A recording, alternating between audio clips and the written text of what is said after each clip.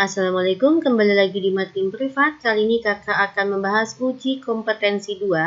Kita masih di bab koloid ya. Kimia semester 2, kelas 11. Saya ambil dari buku Intan Pariwara. Oke, jangan lupa subscribe dan share video kakak kepada teman-teman kalian. Kita pintar bersama-sama. Saya akan bahas untuk room A ya, pilihan ganda 1 sampai dengan 10. Nomor 1, perhatikan hasil percobaan efek tinggal beberapa cairan berikut. Berdasarkan data tersebut, zat yang termasuk koloid ditunjukkan oleh pasangan zat ini. Salah satu ciri koloid itu memiliki efek tinggal, ya. Berkat cahayanya itu akan terlihat, ya, akan terhamburkan. Ya wis, ketemu langsung ini. Yang koloid itu adalah M dan U. Jawabannya adalah D. Nomor 2, kelebihan ion-ion zat elektrolit dalam sistem koloid dapat dinetralkan dengan cara dialisis, ya. Kalau adsorpsi itu adalah penyerapan ion pada permukaan koloid. Oke ya guys. Kalau koagulasi itu adalah penggumpalan koloid. Elektroforesis itu adalah pergerakan koloid karena adanya medan magnet. Koloid pelindung itu adalah koloid yang mempertahankan bentuknya agar tetap stabil, gitu ya. Oke, kita masuk nomor 3. Putih telur merupakan contoh koloid dengan fase terdispersi berupa protein. Jika putih telur direbus, teksturnya akan berubah menjadi keras. Lah, inilah proses penggumpalan. Ya, maka sifat koloid yang ditunjukkan adalah koagulasi. Oke ya. Nomor 4, penerapan sifat koloid adsorpsi. Adsorpsi tadi penyerapan ya. Dan dialisis. Dialisis itu menghilangkan ion yang tidak dibutuhkan atau menetralkannya ya. Poin ke-1, sinar matahari yang masuk melalui celah jendela rumah. Ini adalah efek tinggal. Pembentukan delta. Nah, ini adalah koagulasi. Pengendapan atau penggumpalan ya. Proses penjernihan air menggunakan tawas. Nah, ini bisa menggunakan adsorpsi. Selanjutnya akan terkoagulasikan ya. Proses cuci darah ini adalah dialisis. Penggunaan alat kotrel dalam industri ini adalah aplikasi untuk elektroforesis. Oke, jawabannya adalah 3 dan 4. Nomor 5, FeOH3 merupakan koloid hidrofob yang bermuatan positif. Larutan yang paling baik untuk mengkoagulasi koloid tersebut adalah langkahnya seperti ini ya. FeOH3 adalah koloid bermuatan positif. Nah, yang bermuatan positif gimana, Dek? Kayak gini. Fe3+ dan 3OH-.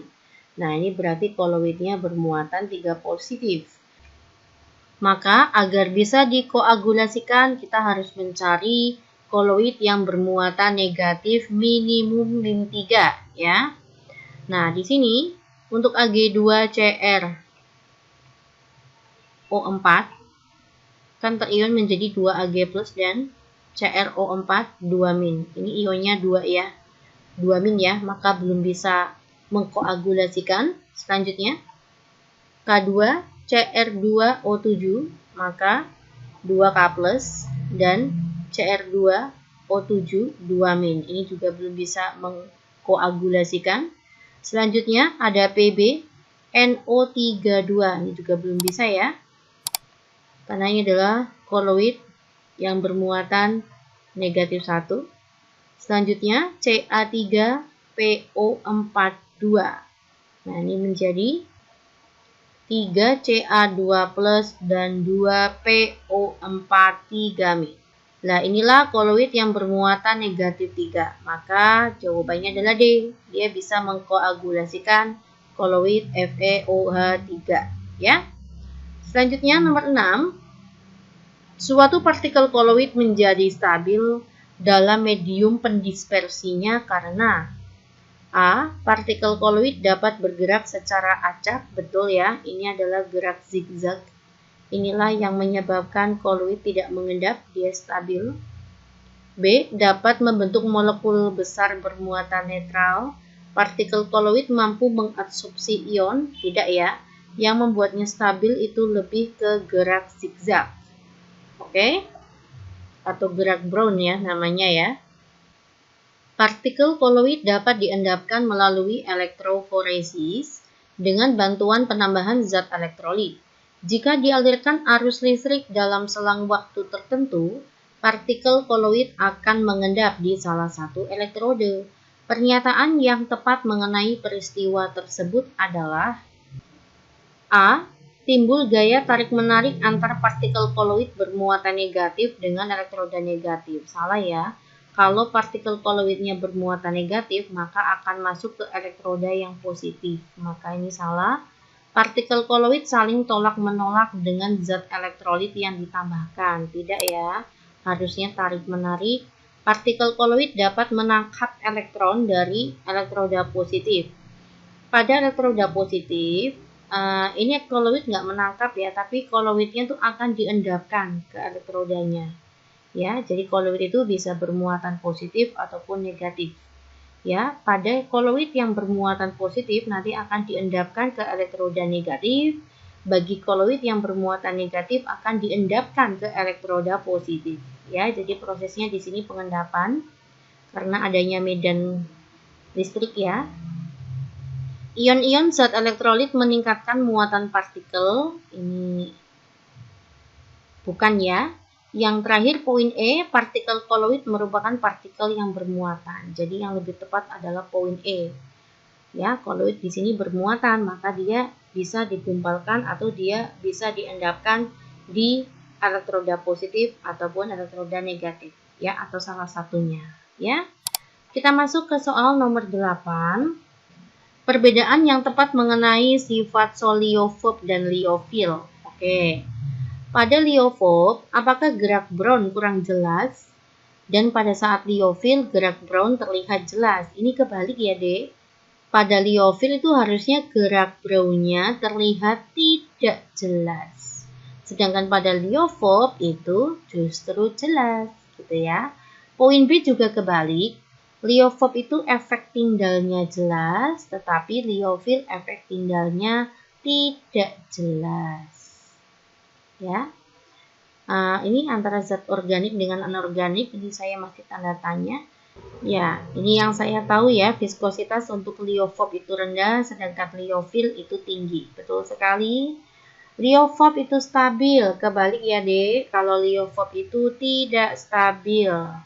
Sedangkan liofil itu justru stabil. Oke?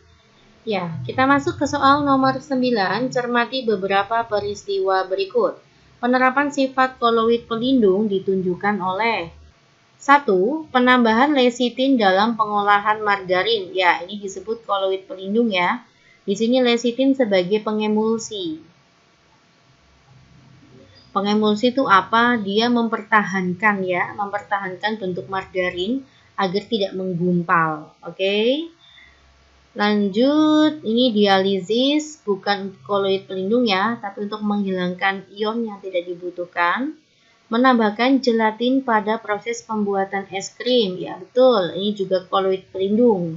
Nah, ini untuk mencegah pembentukan kristal es ya pada es krim, sehingga es krimnya tetap lembut begitu guys.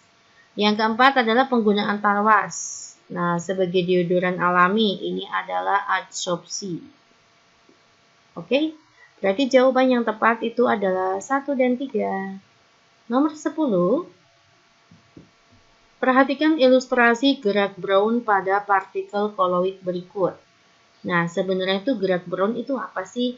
Gerak zigzag ya, atau gerak tidak beraturan antara partikel koloid dengan partikel pendispersinya. Nah, itulah ya. Itu pengertian gerak Brown. Oke. Jadi sini sudah terlihat ya, saya jawab E. Gerak Brown itu adalah tumbukan tidak beraturan atau zigzag antara partikel koloid dengan medium pendispersinya. Oke, jawabannya adalah E. Saya sudah bahas 10 soal untuk bagian A. Silahkan kalian cek-recek kembali ya. Terima kasih perhatiannya. Kita kembali di pembahasan video makin berupat lainnya. Assalamualaikum.